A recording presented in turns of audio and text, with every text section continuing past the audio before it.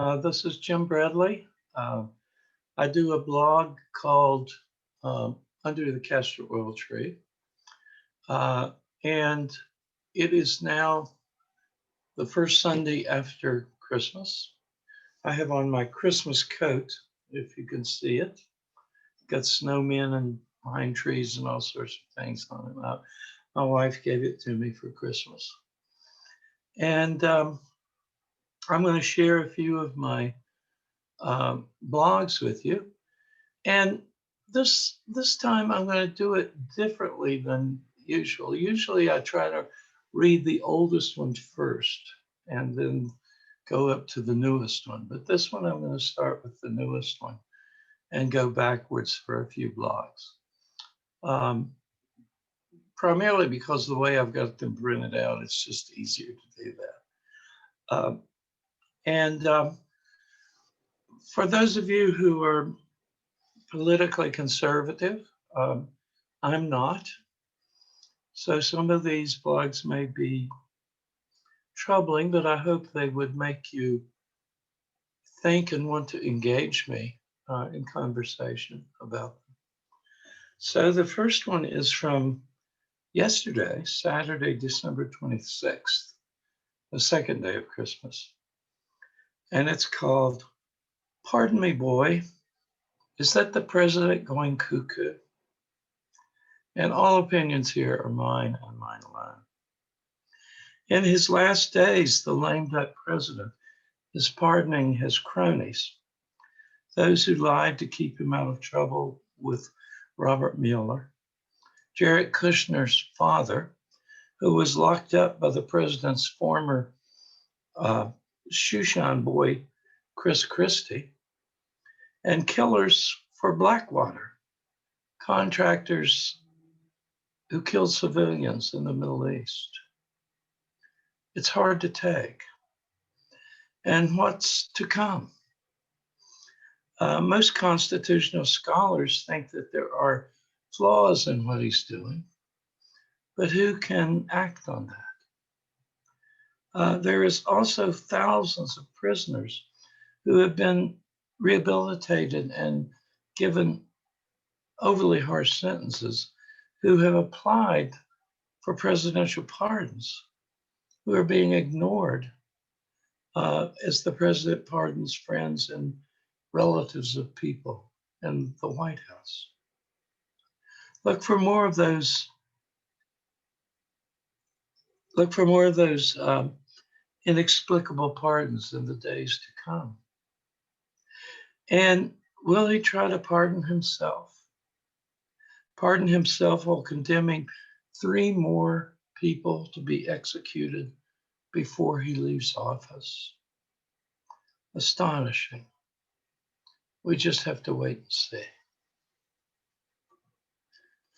The second reading is from Christmas Day, and I sent it out, and it's called "Mary, Mary, and Holy to You." We went to North Branch, New York on the 23rd to take presents to Mimi, my daughter, Tim, her husband, and Eleanor, our granddaughter. We came home to get Bridget out of the kennel and for me to do the Christmas Eve service on Zoom. Today, Bern and I exchanged gifts. She always makes me something. They're very creative and artsy. And I always write her a story, mostly about our 4 granddaughters and the superpowers that they have in my stories. We had our friend John over for an early dinner. And at 2:30, we Zoomed with Josh, Kathy, Morgan, Emma, Tegan, as well as Mimi, Tim, and Eleanor. Since then, I've been watching the NBA. Go Lakers. Not like any other Christmas in memory.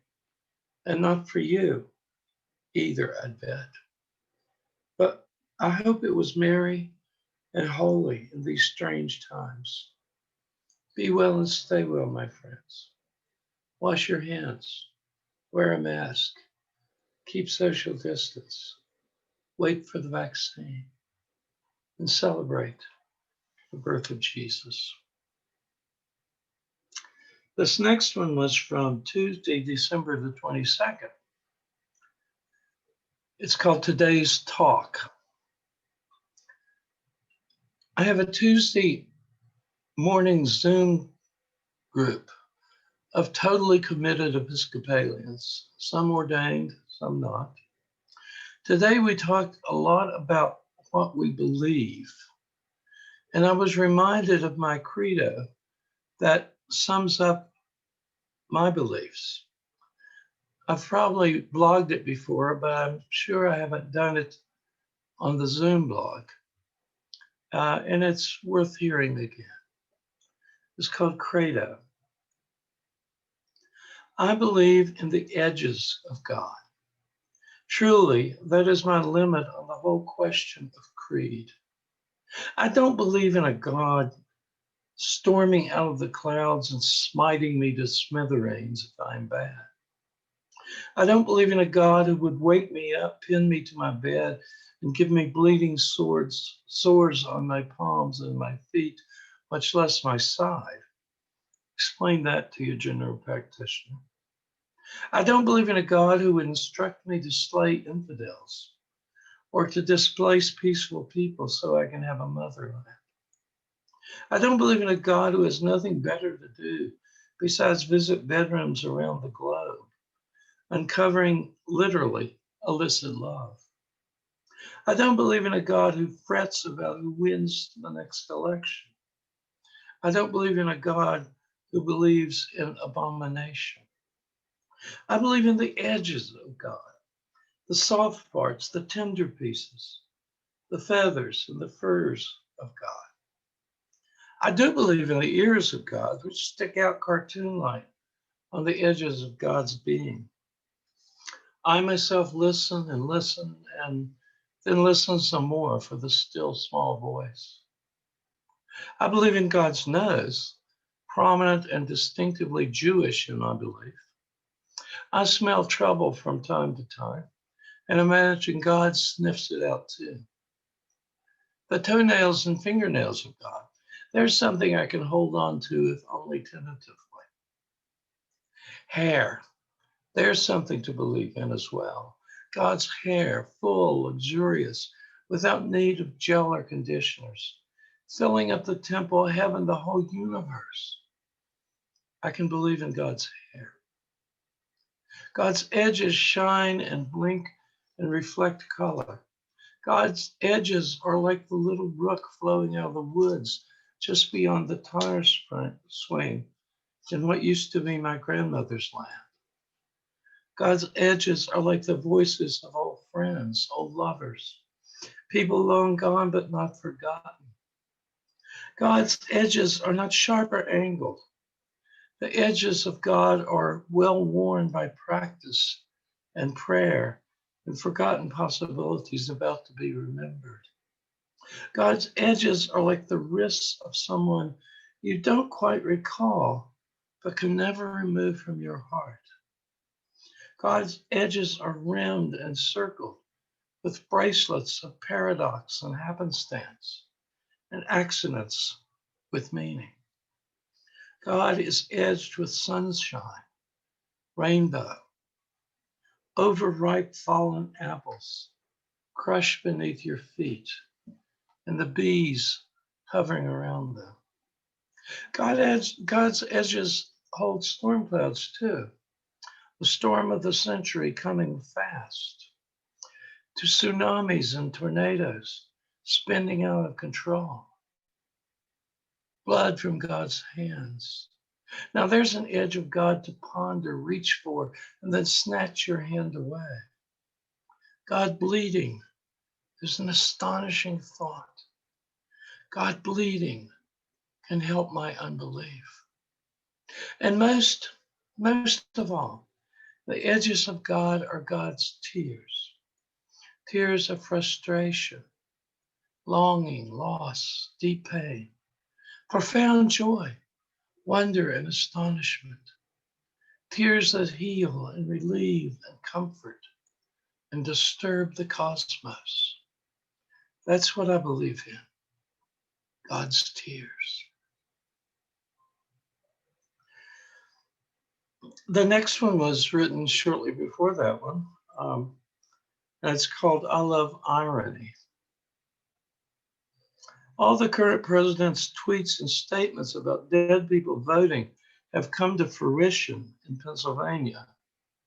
Bruce Bartman is indicted for registering his dead mother and dead mother-in-law to vote, and even casting his mother's vote. Under the laws in Pennsylvania, he could face 18 years in prison. And here's where the lovely irony comes in. His dead mother voted for Donald Trump.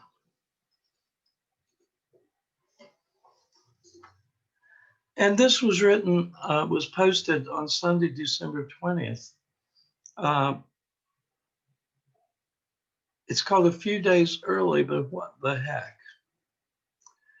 And it's a Christmas sermon that I gave in 2017 at St. Andrews, Northford. Sing, choirs of angels, sing in exultation. Hark how the herald angels sing, glory to the newborn King. It came upon a midnight clear, that glorious song of old, from angels standing near the earth that touched their harps of gold. Angels from the realms of glory, wing your flight o'er all the earth. You who sang creation's story, now proclaim Messiah's birth. The shepherds feared and trembled when low above the earth rang out the angel chorus that hailed our Savior's birth. It's all about the angel song. A dark, chill, starlit night, shattered by the rustle of wings, and a sound not heard by human ears before. There were shepherds, of course, there to listen, and the mother and the babe, and dear good Joseph, and the animals in the barn.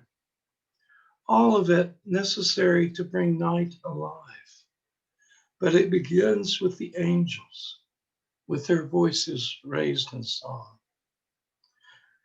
The first Noel, the angels did sing, and to certain low shepherds in fields where they lay, the angels hovered round and sang the song, Venite adoremus Dominum. Angels we have heard on high, singing sweetly through the night, and the mountains in reply, echoing their brave delight. Oh, those angels and their songs. About a dozen years ago, I discovered that I had developed tinnitus, commonly known as ringing in the ears. It began one chilly night when I was out on the back porch, letting our dog Sadie out and listening to the crickets. When I came back inside the warmth, I realized I could still hear the crickets. That almost at the same time, I realized what I heard was not crickets, it was below freezing, and there were no crickets singing. So I went to the doctor and was first examined by a third-year med student. I told the med students about the crickets, and he looked dutifully in my ears and asked, are they crickets or cicada? I told him, well, I thought of them as crickets, but I guess they could be cicada. It's tinnitus, he told me. Then he said, tinnitus can be quite severe. Some people are so troubled that they may commit suicide. You don't tell people things like that, I said. What med school do you go to? It was Yale, by the way.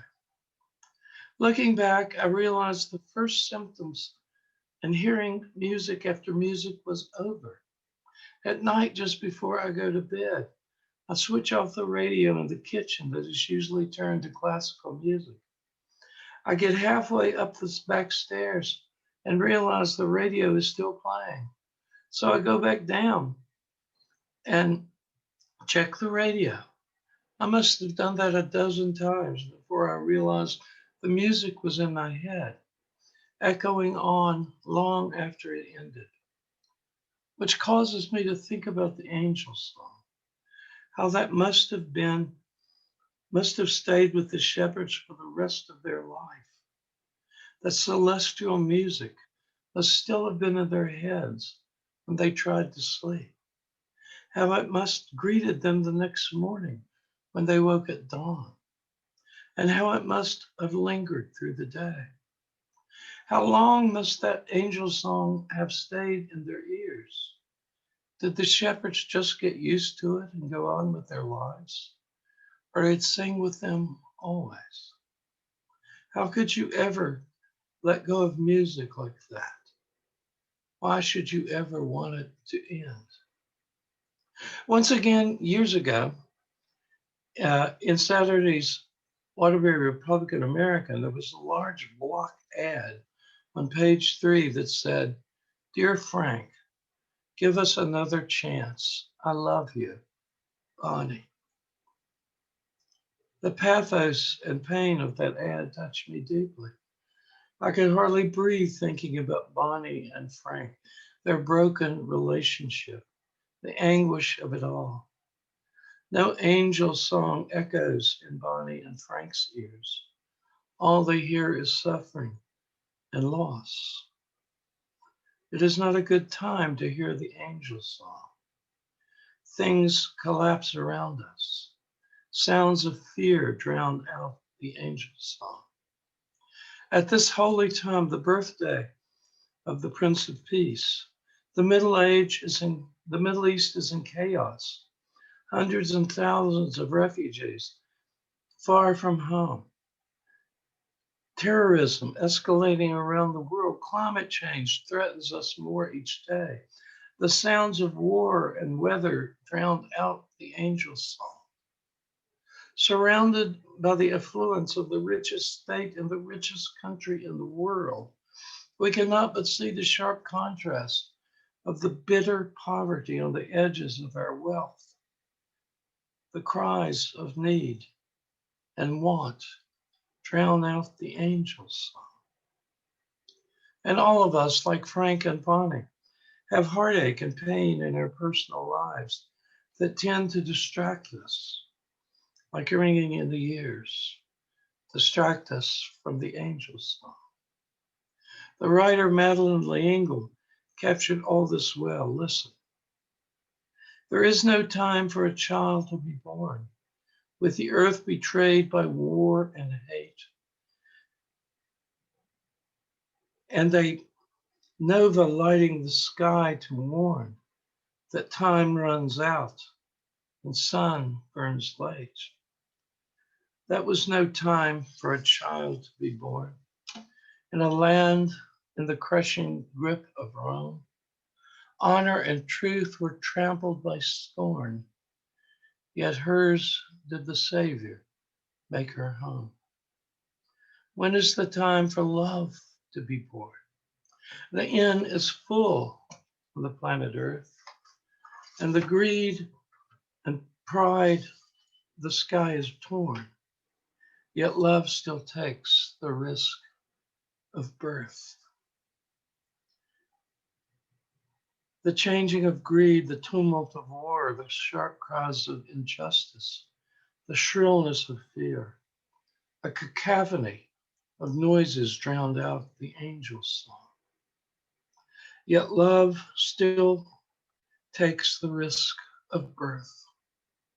And again, the child is born. Again, the gift is given. Hope, like a fledgling, spreads her wings within our hardened hearts. When is the time for love to be born? There is no time but this. And even in this dark time, on one of the darkest nights of the year, a light will shine if we can be the people who take the risk of love. A light will shine if we can let hope find a home in our hearts. and justice spring newborn from our lives. A light will shine if we only the clamoring of fear and greed and hatefulness long enough and overcome it to once more hear the angel's song. Yet with the woes of sin and strife the world has suffered long. Beneath the heavenly hymn have rolled 2,000 years of wrong. And warring humankind hears not the tidings which they bring. Oh, hush the noise and censure strife and hear the angels sing. Once more as always, love takes the risk of birth. Oh, hush the noise and cease your strife and hear the angels sing. This is Jim Bradley, reading from my blog, Under the Castor Oil Tree. I hope you got something from it, and I hope you remain safe in these also dangerous times. Be well and stay well, and I hope to see you again soon. Bye.